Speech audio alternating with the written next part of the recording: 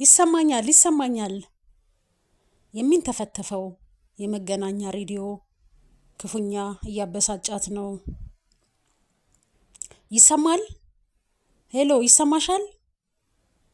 ከሌላኛው ወገን ጎርናና ድምፅ ያስተጋባል። አራተኛ ቀኑ ነው፣ አልገባም። ልጅቱ ከሹክሹክታ ብዙም ባልዘለለ ድምፅ በፍርሃት ነው የምታወራው። ስልክ አሊያ ሌላ መልእክት? ጎርናናው ድምፅ ጠየቀ።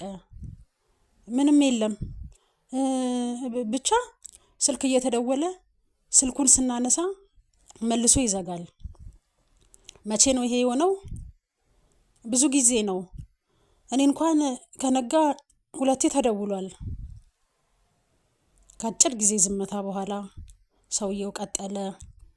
ሃሎ፣ ስሚኝ፣ የተለየ እንቅስቃሴ አሊያ አዲስ ነገር ካለ በፍጥነት አሳውቂ። ሬዲዮ ተዘጋ።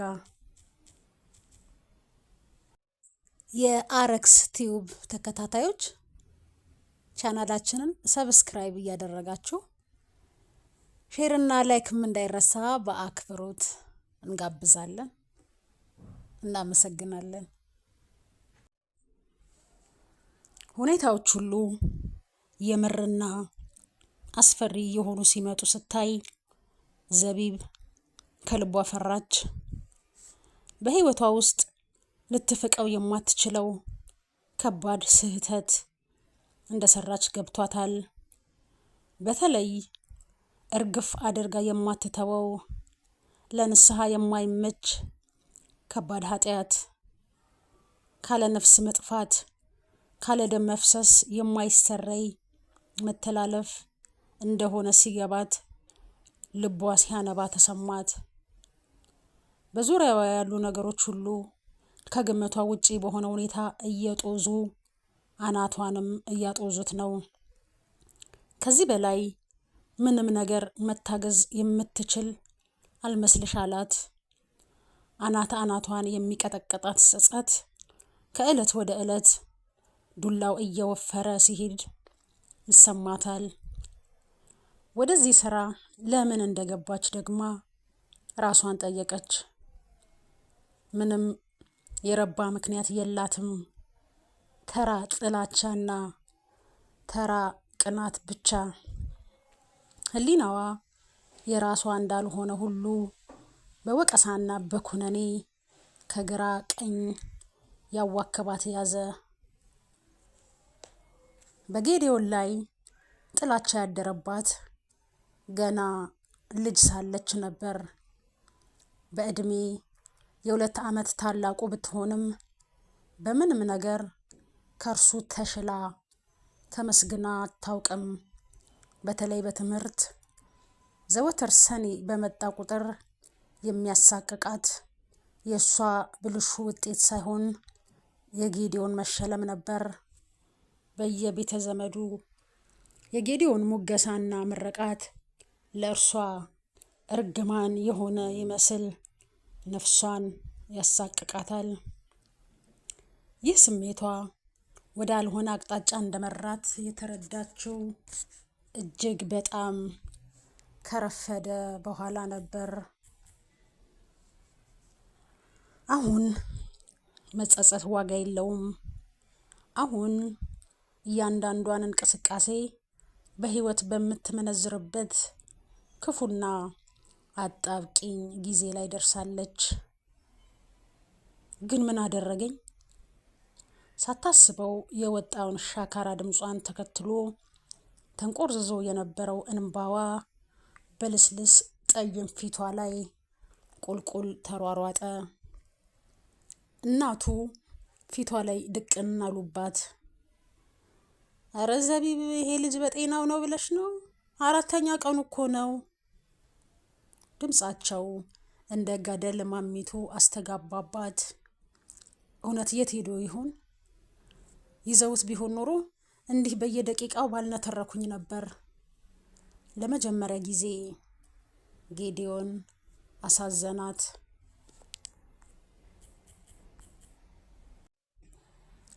ግን ዋጋ የለውም። ኃጢአቷ ከባድ ነው።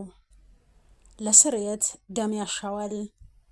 ግን የበግ ወይ የኮርማ አይደለም።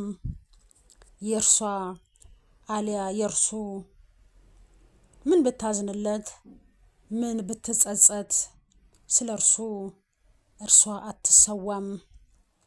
እርሷ የአዲስ ኪዳኑን በግ ኢየሱስን አይደለችማ። ጭልጥ ብላ ከሄደችበት ሀሳብ የመለሳት ድንገት የተነጫነጨው የመገናኛ ሬዲዮ ነበር። ከልቧ ጠላችው። ባየችው ቁጥር እስረኛነቷን ያረዳታል። ባወራችበት ቁጥር በሰው ሕይወት ለዚያውም በንጹህ ሰው ላይ ስትፈርድ ይሰማታል። አቤት ድምጿ አለቅጥ ወፍሯል። ወደ አፏ ያስጠጋችውን ሬዲዮ እንትን የነካው እንጨት ይመስል ተጠይፈዋለች። ይሰማሻል? የሚጣደፍ ድምፅ መለሰላት። ቀጥል። ይሰማኛል።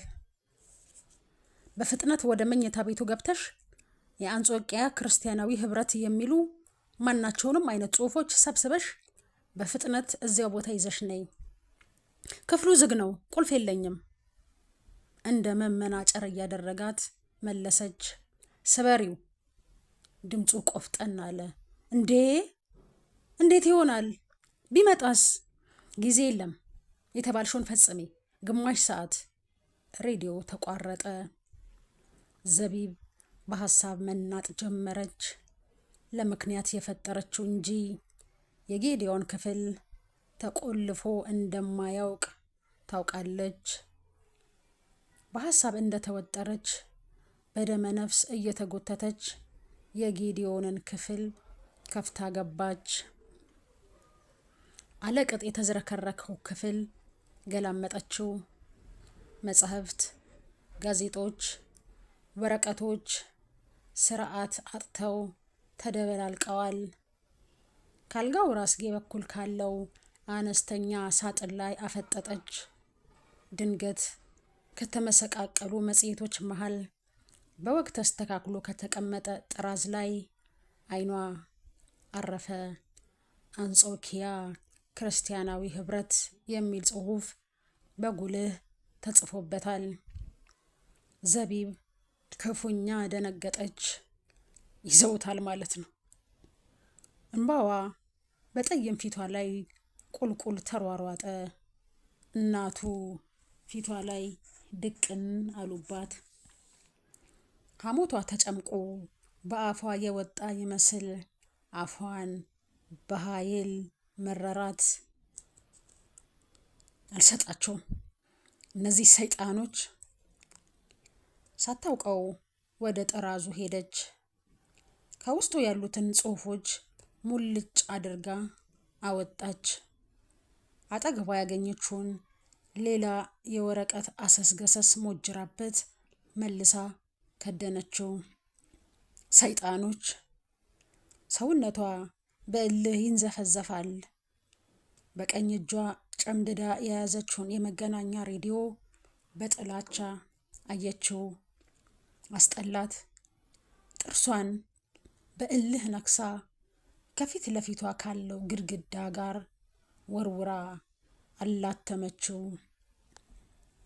የኳኳታው ድምፅ መልሶ አስደነገጣት። እርግጠኛ ነሽ ይሄ ብቻ ነው ያለው? አስፋው የሰጠችውን ወረቀት በተስፋ መቁረጥ እያገላበጠ አፈጠጠባት። ይኸው ነው ያለው በመሰላቸት መለሰችለት።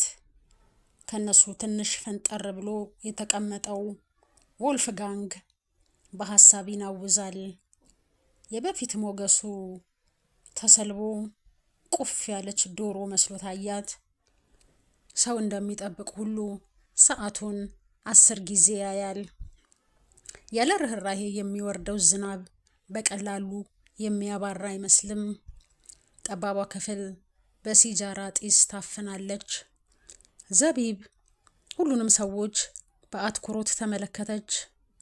ከወልፍ ጋንግ አጠገብ የተቀመጡትን 3 ሰዎች ከዚህ በፊት አይታቸው አታውቅም። አልፎ አልፎ ከመንሾካሾክ በስተቀር በፍጹም ጸጥታ ውስጥ ናቸው። በተለይ አንደኛው ለመደበቅ እንኳን ያልተጨነቀለትን አውቶማቲክ መሳሪያ እያፍተለተለ ነገር በሆዱ ይበላል። ዝናቡ አሁንም ይዘንባል። በቀላሉ የሚተው አይነት አይደለም። በሲጃራ ጢስ የታፈነችው ትንሿ ክፍል በተወ ትንፋሽና ሙቀት ታጅላ ግላለች። ዘቢብ ከወትሮ ለየት ባለ ሁኔታ ቀፏታል። በተለይ የከበቧት ሰዎች ሁኔታ የሆነ አዲስ ነገር እንዳለ አሳበቀላት። ሁሉም ፀጉራቸው ቆሟል። ሁሉም ተጣድፈዋል። ከመካከላቸው ከዚህ በፊት አይታቸው የማታውቃቸው ፀጉረ ልውጦች በላይ በላዩ የሚምጉት ሲጃራ እና ከግራ ወደ ቀኝ የሚያወዛውዙት አውቶማቲክ የጦር መሳሪያ ከውስጥ የሚንጣቸው ሀሳብ እንዳለ ያሳያል። ዘቢብ ባይተዋርነት ተሰማት።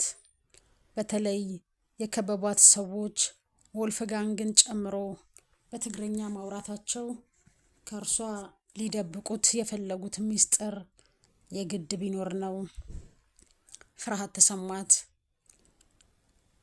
ድብት ያለው የቤቱ ጸጥታ ከውጭ እየቀረበ በሚመጣ የተደራረበ የሰዎች ኮቴ መነቃቃት ጀመረ። አውቶማቲክ ጠመንጃ የታጠቁት 2 ሰዎች መሳሪያዎቻቸውን ከለበሷቸው ወፋፍራም ጃካፖርቶች ውስጥ በፍጥነት ሸሸጉ። ደብቶት የነበረው ወልፍ ጋንግ አይኑን እያቆለጨለጨ በሩን በስስት መቃኘት ጀመረ። በሩ ተከፍቶ 3 ፈረንጆች ወደ ውስጥ ዘለቁ። 2ቱ ከመካከለኛ ዕድሜ ብዙም የዘለሉ አይደሉም። 3ኛው ግን አለቅጥ ከማርጀታቸው የተነሳ እጅግ ጎብጠዋል። ሻሎም አለ ከመካከላቸው አንዱ ወደ አፈጠጡበት የቤቱ ሰዎች በየተራ እያየ። ሻሎም። ሁሉም እጃቸውን ለሰላምታ አነሱ።